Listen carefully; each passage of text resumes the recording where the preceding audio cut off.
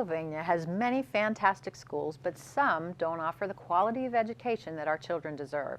And there are two bills being introduced in the State House that seek to improve educational opportunities for our students. Here to discuss these bills is their prime sponsor, State Representative John Taylor. Welcome. Hi, Larry. How are you? Doing good, and I see, you've got this focus on education. The one bill that we'll talk about here would create something called an achievement school district, and this is really targeted towards our public schools that have a history of failing. Can you tell us about that? It's really an attempt to get at those 5% lowest performing schools throughout the Commonwealth, which each and every year tend to be the same schools. The taxpayers pay $1.3 billion each year for that 5% lowest performing school. But it's really not just about tax dollars, it's about those kids being trapped in schools that are nowhere near performing at the basic levels.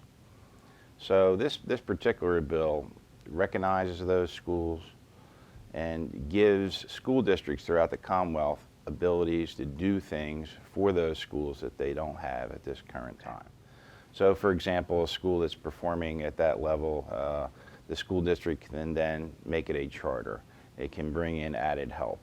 It can do a lot of things that it doesn't have the power to do because right now we're just doing the same thing each and every year, and it's not getting any better.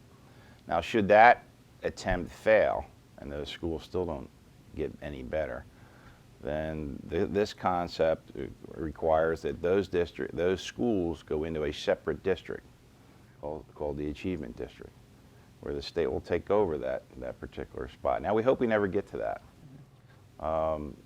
because I think that initial thrust in my community, the Memphis Street Academy and String Theory up in Frankfurt, both of those schools changed from being, very troublesome schools to be very productive schools with a change in management, and they became part of the Renaissance schools in Philadelphia. And we want to get people statewide the same opportunities. So you're giving some flexibility that they don't currently have. That's really all it is, but it also really puts some emphasis on this problem, puts a spotlight on those schools, and says that those parents and those children deserve better. We want the school district to have an opportunity to bring in some relief.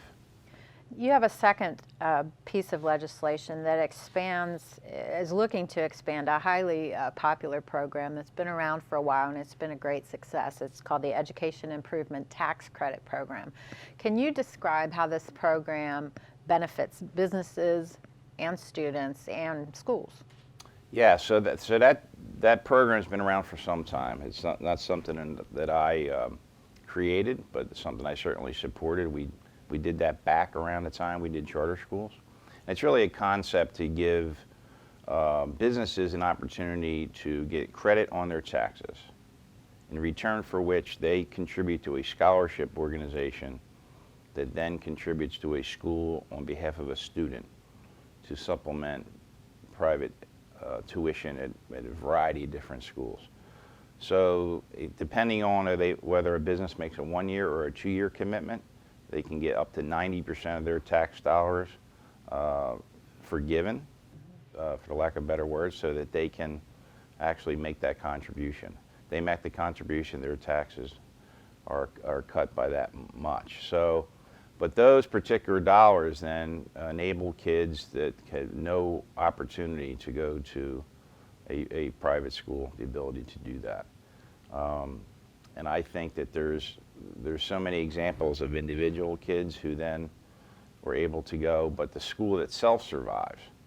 I started out in my community with 15 parochial schools, and we're down to 5. Mm-hmm. I had a parochial high school. We now have none. So, in the reapportionment, I picked up a Father Judge High School, but, North Catholic closed because the tuition kept increasing. Kids can't afford it. This whole program is an opportunity to do that, and it's used throughout the Commonwealth. This latest version increases the number of dollars from 100 million to 170 million. And that's going to, give more and more kids the opportunity to go to schools.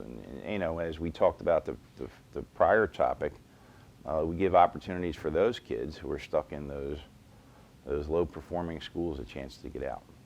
Well, it sounds like you're trying to say that the status quo is not good enough and we've got to do better. Yes, I think this budget, this time of year, this is a good time to do it, and I think these bills will be considered, especially EITC, and we're hoping for the Achievement School District as well. Okay, well, thanks for the update. Thanks. And if you have comments or questions about this or any other legislative topic, Representative Taylor's information will be on the screen in just a few seconds. Thanks for spending a few minutes with State Representative John Taylor.